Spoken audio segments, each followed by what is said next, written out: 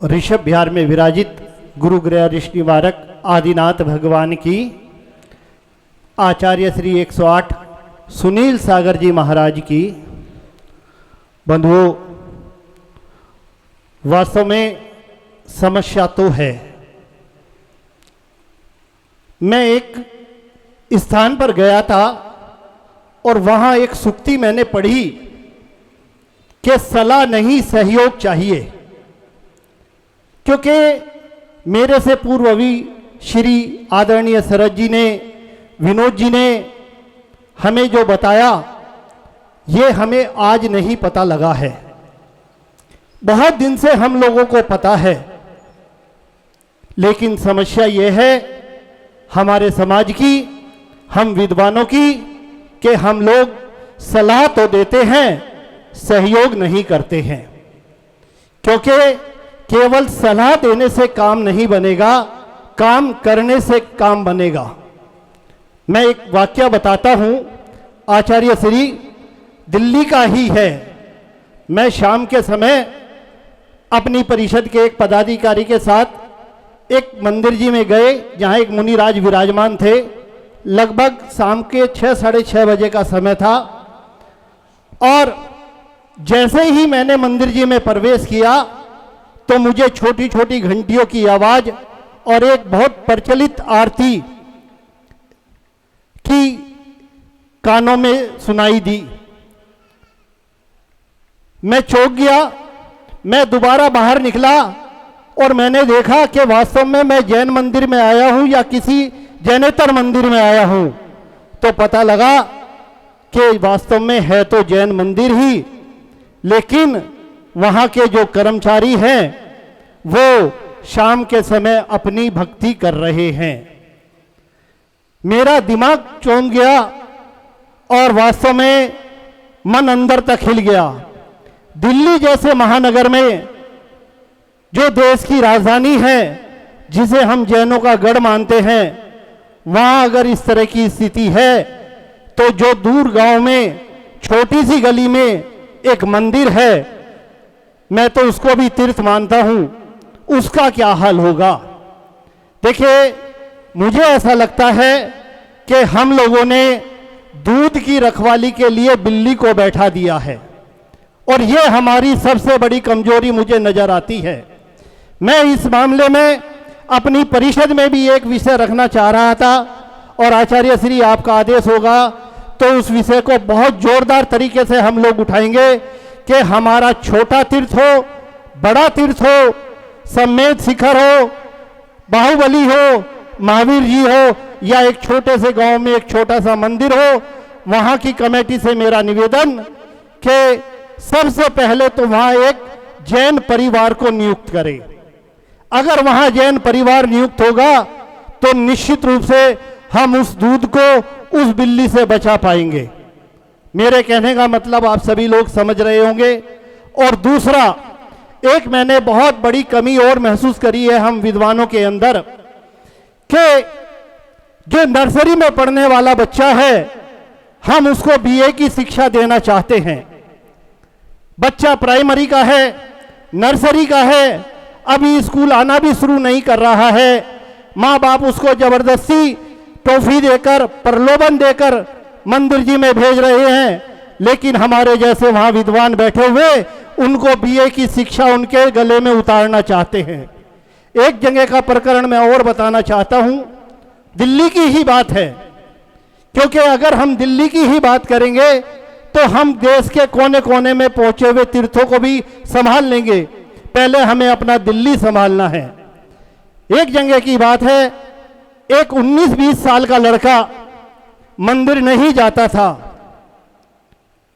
उसके माँ बाप ने बहुत प्रयास किया, वहां एक मुनिराज विराजमान थे, उनसे कहलवाया, आखिर में उस बच्चे ने मंदिर जाना शुरू किया। दूसरा ही दिन उसे हुआ था। पहले दिन उसने नमोकार मंत्र पढ़ा, दर्शन करे और वो वापस निकल गया।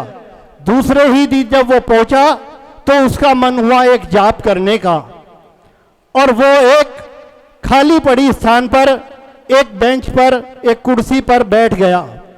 उसको बैठे हुए आचार्य श्री 2 ही मिनट हुए थे, उस मंदिर के पदाधिकारी ने आकर जो उस बच्चे को धमकाया कि तू यहाँ बैठ कैसे गया, ये तो मेरा स्थान है, तुझे पता नहीं है मैं यहाँ बैठकर रोजाना जाप करता हूँ, पूजा करता हूँ।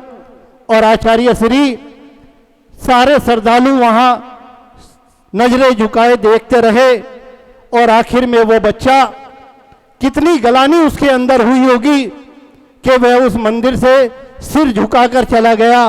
और मुझे नहीं लगता आचार्य श्री कि उसके बाद वो उस मंदिर जी में दोबारा आया होगा। इन सब बातों पर भी हम विद्वानों को विचार करना पड़ेगा। छोटी छोटी बातें मैंने अभी बताया कि अगर कोई छोटा बच्चा है तो उसको हम माने कि वो नर्सरी का बच्चा है, हम उसको मंदिर तो भेजें, 9 बार नमोकार मंत्र पढ़ना तो सुनाएं। जब वो नमोकार मंत्र पढ़ेगा और धर्म को समझेगा तो वो मानेगा कि त्याग में ही सब कुछ है, मोह माया में कुछ नहीं रखा है। लेकिन वो मंदिर तो जाना शुरू करे। एक नहीं हजारों एग्जाम्पल है। आचार्य श्री, मैं आपको बता दूं कि आपके पास और हमारे प्रतिष्ठित विद्वानों के पास तो सभी लोग आते हैं, लेकिन मेरे पास भी कुछ ऐसा वर्ग आता है जो अपने तन मन की बात मेरे से करता है। और जब मैं उनसे बात करता हूं तो वास्तव में मुझे दिखाई देता है कि हमारा धर्म वास्तव में संकट में है, क्योंकि अचल तीर्थ और चल तीर्थों की सुरक्षा जब ही हो सकेगी जब हमारा युवा वर्ग हमारे साथ होगा। क्योंकि सबसे पहले तो एक समस्या हमारे सामने आ गई है जनसंख्या की।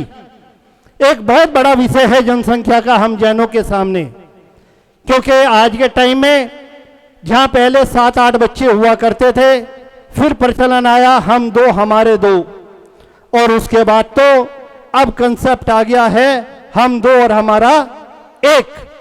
और अगर हम इस रेशो को लगाएंगे तो आप देखें कि आने वाले 20 साल में 30 साल में हम कहां जाएंगे।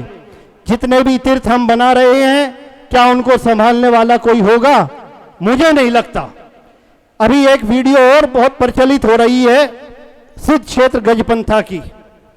वास्तव में उस वीडियो को देखकर आंखों में आंसू आ जाते हैं, क्योंकि गजपंथा तीर्थ क्षेत्र पर एक व्यक्ति समरसेबल का पाइप लगाकर श्री जी को नहला रहा है। नहलाना कहूंगा मैं, क्योंकि वो अभिषेक नहीं है। लेकिन हम लोगों ने उसका बहुत भरपूर विरोध किया। पूरे देश से आवाज उठी कि ऐसे व्यक्ति को सजा होनी चाहिए, ऐसे व्यक्ति का ये होना चाहिए, ऐसे व्यक्ति का ये होना चाहिए। लेकिन बंधुओं, इस सिक्के का दूसरा पहलू भी तो देखो।